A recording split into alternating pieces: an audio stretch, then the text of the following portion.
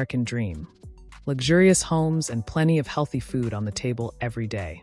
Now, they're driving the family car, one of the most expensive models of the year. And just like the other families in the neighborhood, everything seems perfect. Alice is friendly and has many friends. Every day, Jack and the other men in the neighborhood leave for work, heading deep into the desert that surrounds their city-like community. Meanwhile, Alice and the other women stay home, taking care of household chores to maintain their luxurious lifestyle while waiting for their husbands to return in the evening. The women know nothing about what their husbands do out there in the desert, only that it's part of a secret government project known as Project Victory. But they don't question it. There are 2 strict rules they must follow. 1. Don't ask unnecessary questions. 2. Never enter the desert surrounding the town. Breaking Rule 2 means facing severe consequences, perhaps even extermination. A friend's dark fate. One day, Alice's friends, Bunny and Peg, attend their ballet class before heading to an upscale boutique for some shopping. However, one of their former friends is no longer part of their group, Margaret. She has been acting strangely, completely losing her mind. Margaret had broken rule number 2. She ventured into the desert, taking her son with her. When she returned, her child was gone, never to be found. Margaret is convinced she was punished for her curiosity. A party, a warning, and a strange discovery. The community gathers for a party at Frank and Shelley's house. Frank is the leader of the entire area. Everyone works for him. The party is lively, and everyone is having a great time until Margaret loudly declares that they don't belong in this place. But no one takes her seriously. Alice, however, can't shake the thought. She watches the others carefully. Sensing her unease, Jack leads her to a private room and gives her a pill. Confused by what just happened, Alice tries to tell Jack about her suspicions, but he refuses to listen and ignores her concerns. Later, while preparing dinner, Alice notices something bizarre. The eggs she cracks open are completely empty inside. Disturbed by this strange discovery, she decides to take a trip to the market to buy fresh eggs. She boards the town's trolley, but suddenly witnesses a plane crashing in the distant mountains. She knows she isn't supposed to go there, but she ignores the rules and heads toward the crash site. When she arrives at the mountain, she discovers a dome-shaped building. She tries to call for help, but when she touches the glass, she experiences intense hallucinations and collapses. When Alice wakes up, she's in her home. She hears Jack in the kitchen, which surprises her. He never comes home from work this early. But more than that, she doesn't remember how she got home from the mountains. She asks Jack what's going on, but he gives no clear answer.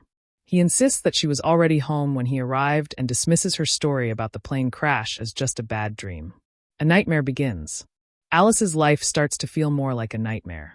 During ballet class, she sees something eerie in the mirror, something that seems to confirm what happened to Margaret. Terrified, she decides to visit Margaret's house. When she arrives, she finds Margaret standing on the rooftop. Before Alice can say anything, Margaret suddenly jumps. Strange men in red suits appear, swiftly removing Alice from the scene. That night, when Jack returns from work, Alice tries to talk to him about her fears and suspicions about their community. But once again, he refuses to believe her. He tells her that Margaret had simply been cleaning her windows and fell by accident. Dr. Collins, Frank's business partner, supports this version of events, reassuring Jack that Margaret's fall was just an unfortunate household accident. As Jack gives Alice a sedative, she notices a document in his bag titled National Security Threat. Full of curiosity, she grabs it, but before she can fully read the notes, Jack takes it away from her. She doesn't get the answers she was hoping for. Determined to uncover the hidden truth, Alice knows she is now in serious danger. The community's celebration and a sinister connection. Later, some local residents head to a happy hour event. Alice realizes she can no longer stand being surrounded by these clueless people who seem completely unaware of the dark secrets lurking in their neighborhood. She asks Jack to leave with her, but he doesn't pay attention. He's too busy discussing a business deal with Frank about becoming his business partner.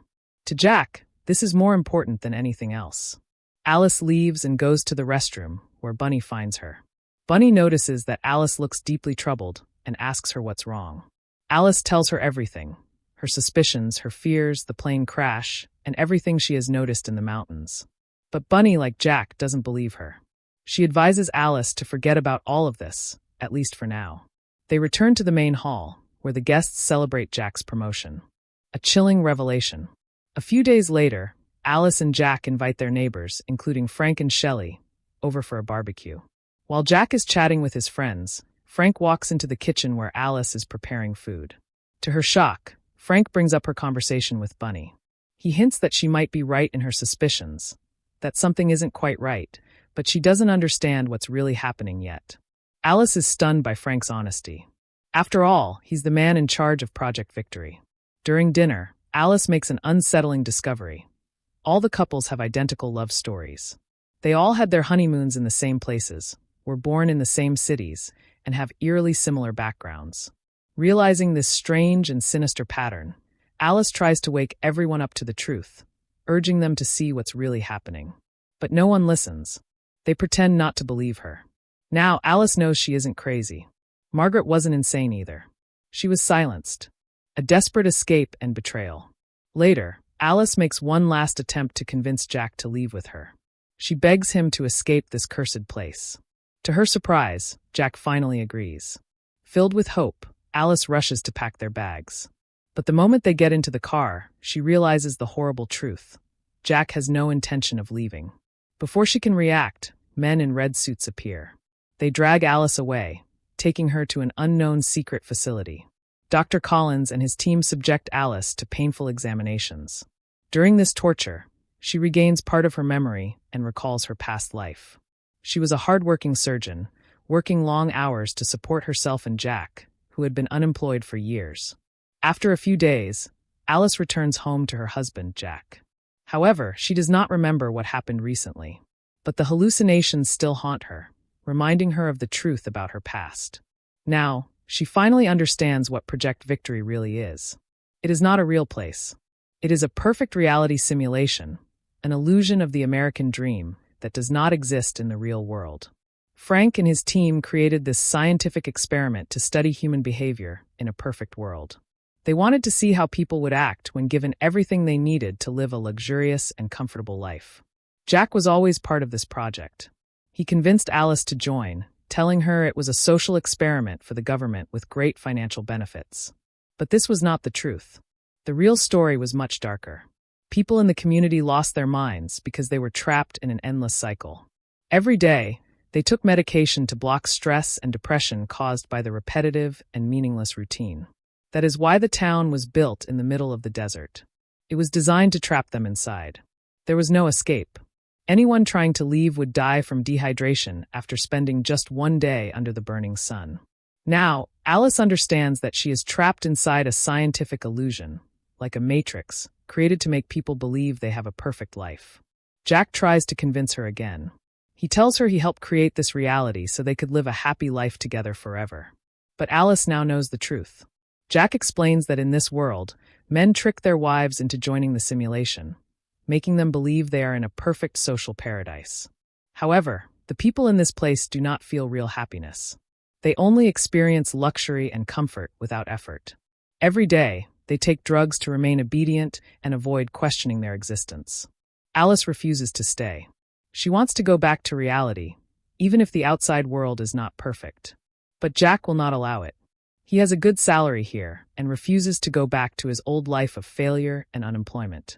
Jack grabs Alice, trying to stop her from leaving. She fights back and hits him with a glass jar. The scene cuts to Frank. He receives a message that Jack has been killed by his own wife. He immediately orders his men to capture Alice.